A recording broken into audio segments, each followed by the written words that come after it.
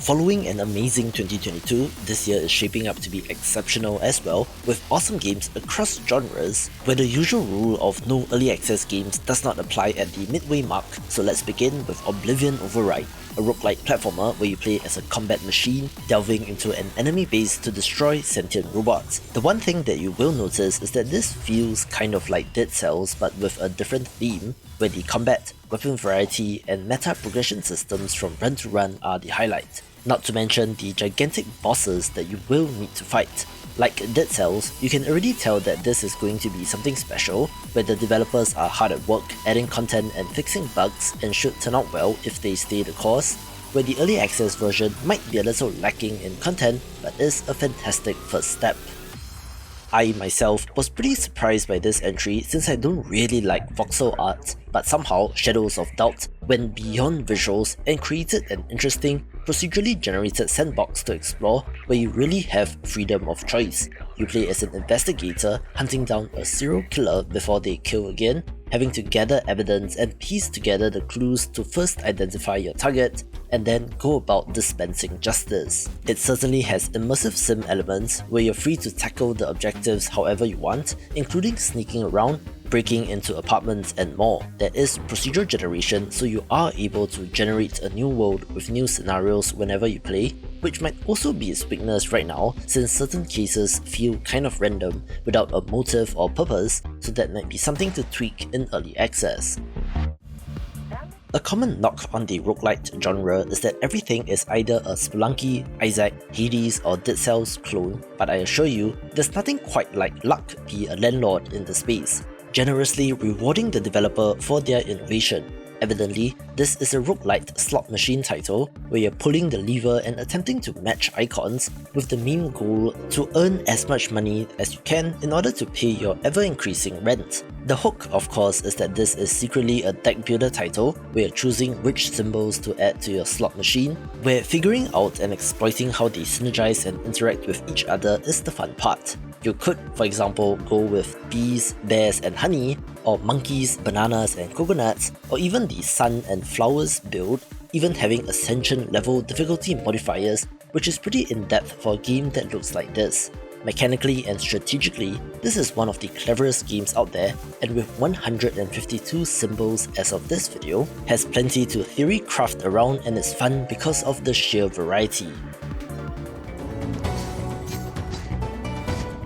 Of the current early access roguelite platformers, one of my favourites is Spiritfall, in that it takes inspiration from platform fighters in terms of combat, although as someone outside of that scene, I did not really have too much trouble with the combat. That is because you do get elemental power-ups like in Hades, calling upon spirit animals instead of Greek gods, where the enemy and variety in power-ups makes each run feel fresh. If you do fail, there is the modern roguelite meta progression systems, so you do get to make incremental progress even when you fail, all leading to a great gameplay loop, not to forget its hand-drawn art style, which is pleasant as well. Since the release in April, they've already put out 3 major updates, with at least 3 more to come, so time will tell how big this game will get, but even in its current state, it's an easy recommendation.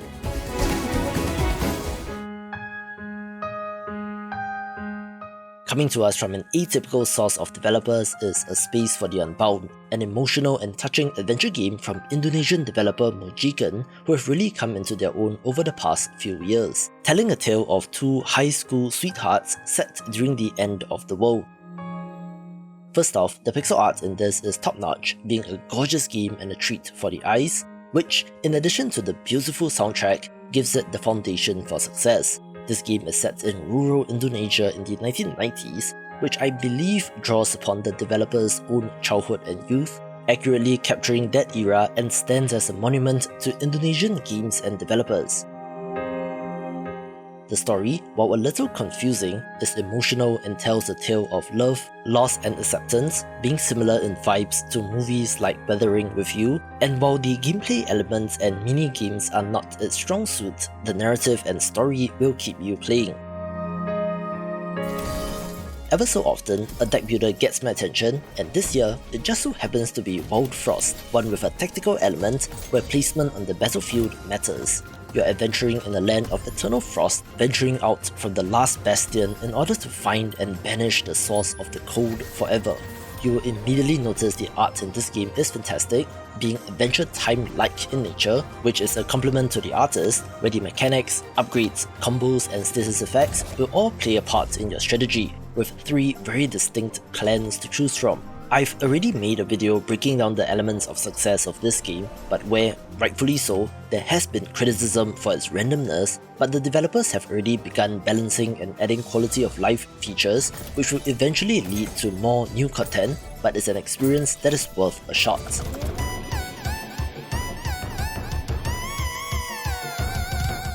Perhaps the breakout hit of 2023 so far is Pizza Tower, a Wario Land-like platformer which fulfilled a need that apparently people were craving but Nintendo was unwilling to make, where this game is fun, frantic and intense. As compared to the more stoutly built Wario, our hero, one Peppino Spaghetti, is a lot more nimble, where once he gains enough momentum and speed, smashes everything in his path, where I just imagine him shouting, "I'm the Juggernaut!"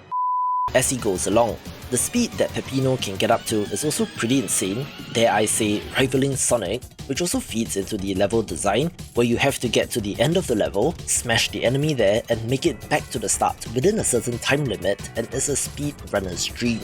There's also a nonsensical story where a hero has to ascend said tower in order to stop an evil pizza from destroying his pizzeria, where I do like the art in this, although I wouldn't exactly call it pretty.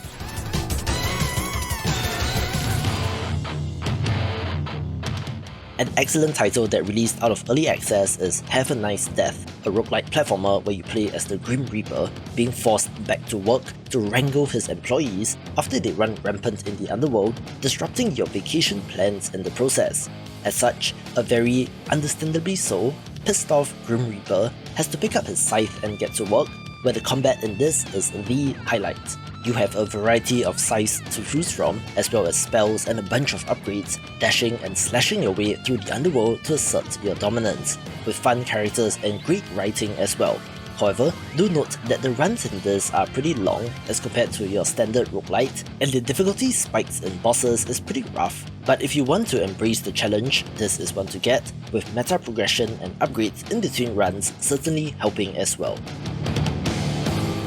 I've been a fan of French developer Shiro Games going back to Evoland 1, which released in 2013, so that's a whole 10 years and counting, where I'm just so happy to see their evolution and progress as a studio through their games, with their latest and most ambitious open-world RPG, War Tales, knocking it straight out of the park. You play as a small group of mercenaries, taking on various contracts and finding a way to survive in this grim, low-fantasy medieval world, where exploration and resource management is key. The turn-based tactical combat is good as well, but is slower paced as compared to some other RPGs with a huge world to explore, although the minute-to-minute action does not change that much, so there are complaints of it getting a little bit stale, but if you want to immerse yourself and get lost in a video game world, this game is a great choice.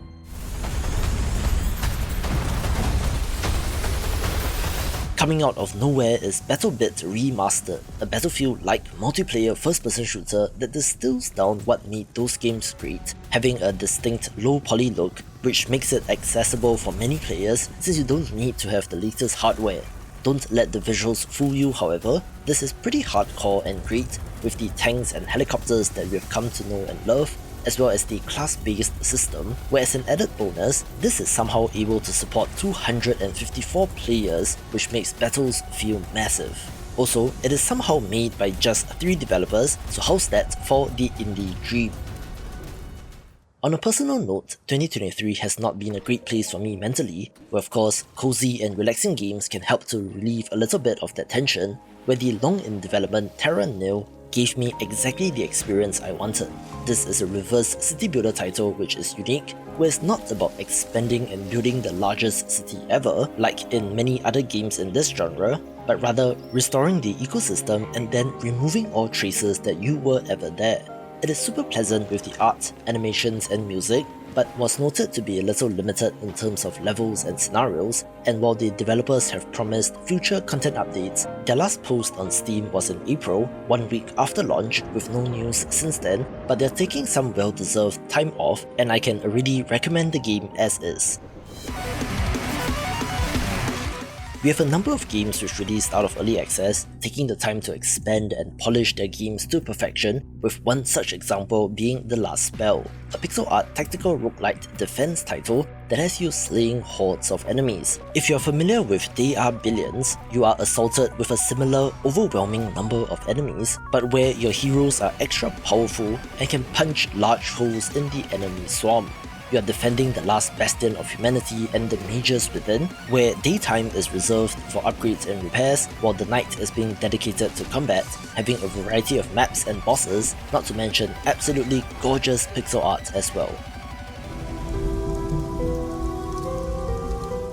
It's a good year for eldritch horror and fishing games, where the perfect combination of the two is Dredge, one where you play as a new fisherman, taking on a new job in a remote archipelago known as the Marrows, where things are not as they seem and you're not sure if your mind is playing tricks on you. At its core, it's a fishing and upgrading game where you're maneuvering your little boat around hotspots, then returning to town to sell your catch, upgrade your ship, and venture out just a little bit further. But then you come across grossly mutated fish, phantom ghost ships, and perhaps a sea monster or two, all while trying to figure out what is going on in the story. The central mystery is compelling, with the creepy art and haunting soundtrack really adding to the atmosphere, and is one of my favourite games of the year.